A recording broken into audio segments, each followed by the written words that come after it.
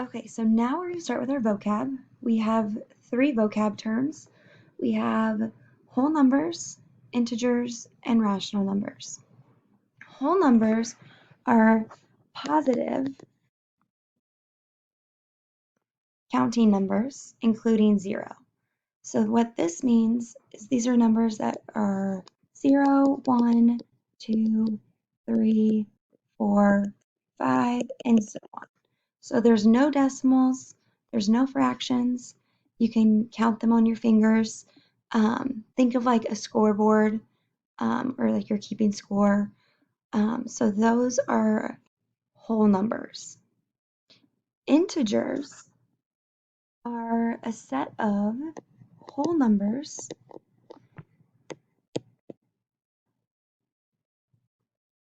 not as fractions, and their opposites.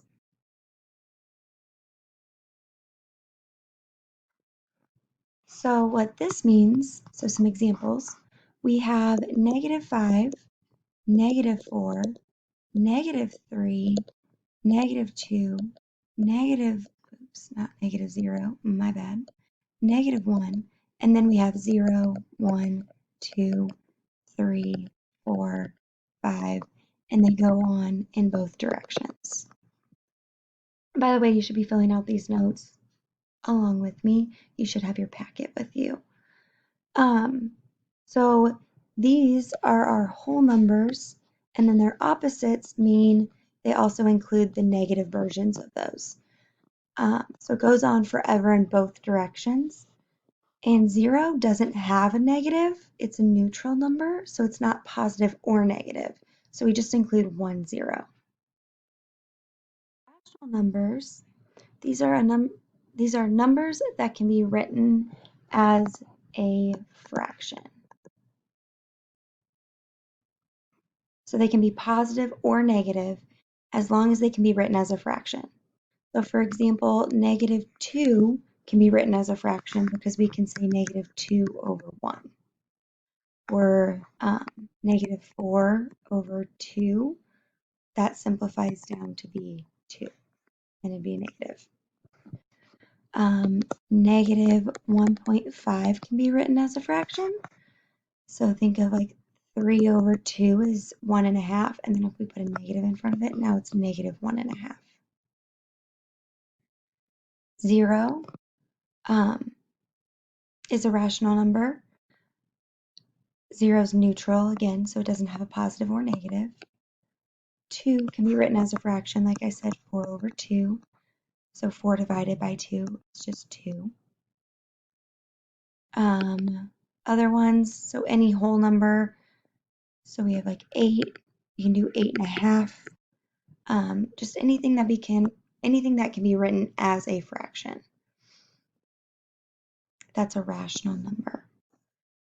So now we're going to take these numbers here and we're going to put them in the category that they match. So remember, a whole number, these are only positive numbers and they're counting numbers, so they don't have any decimals. So it can't be the first one because that's a fraction. The second one's a decimal, so it can't be a whole number. This one's also a fraction.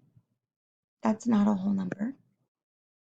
-125 is not a whole number because it's negative. Remember, whole numbers are always going to be our positive numbers. 13 is a whole number. It's a counting number. It's not a decimal, it's not a fraction, and it's not negative, so it's a whole number. This one's a fraction. We have another decimal. This one's negative, can't be that one. 0 is our next one because we said up top. So whole numbers are positive counting numbers, including 0. So now we're going to look at integers. So we're going to look at the whole thing. So we're going to look at all of them. So integers, we said, are whole numbers and their opposites. So fraction can't be it. That's a decimal. Fraction can't be that one. This one, -125, is an integer because it's not a decimal, it's not a fraction, and it is negative, and with integers we can have negative or positive numbers. So 13 is positive, and it's not a decimal or fraction. So 13 is also an integer. And then the next one we have negative 7. It's not a decimal or a fraction, so we can have that one. 0 isn't negative or positive, but it's always included as an integer.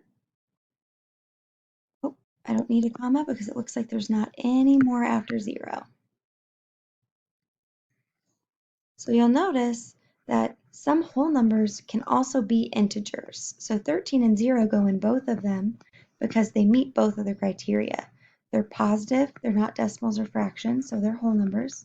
They're positives, and they're not decimals or fractions, so that also counts as an integer. And so now let's look at rational numbers. So rational numbers, we said, are a number that can be written as a fraction. So any decimal that stops like this can be written as a fraction. So this is 1 9/10, how we say that. So that's written as a fraction now. So we can include the first one, which is 2/3. Sorry, it kind of cut off because that's a fraction.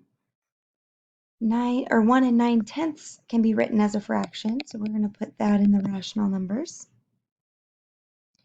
Negative 1/4 is written as, whoa, I'm struggling, I'm so sorry. Negative 2 1/4 is a fraction, so we can have that as a rational number. Negative 125, any whole number can be written as a fraction, so that one's also rational. 13 could be written as a fraction. We could do 26/2 equals 13. So 26 divided by 2 is 13. So that's also rational. Negative 3/4 is also rational. This is pronounced as negative 1/10 is how we say it. So that's now a fraction. So that means that this also works. Negative 7 can be written as a fraction. 0 is always rational. And then we have 1 1/6. That's already written as a fraction. So all of these numbers are rational. In 7th grade, we don't look at irrational numbers, but there are some numbers that can be, or actually later in the semester, we'll look at one irrational number. So one number that cannot be written as a fraction. But there's a bunch of them, and we're not going to touch on that yet. But as of right now, these can be written as fractions. The ones that cannot are like pi can't pi can't be written as a fraction. And so this is irrational. The square root of 2, which we won't touch upon yet, that can't be written as a fraction. So that's irrational. So there are numbers that exist that cannot be written as a fraction. However, the ones that we looked at today all can be. So you'll notice again that 13 and 0 belong in all of them. And that's because they meet all the criteria. And then all integers, whoa, I thought that was the highlighter. Turns out it's not. Fun fact. All of our integers also meet the criteria of rational numbers. And so some of them belong in both groups. All right.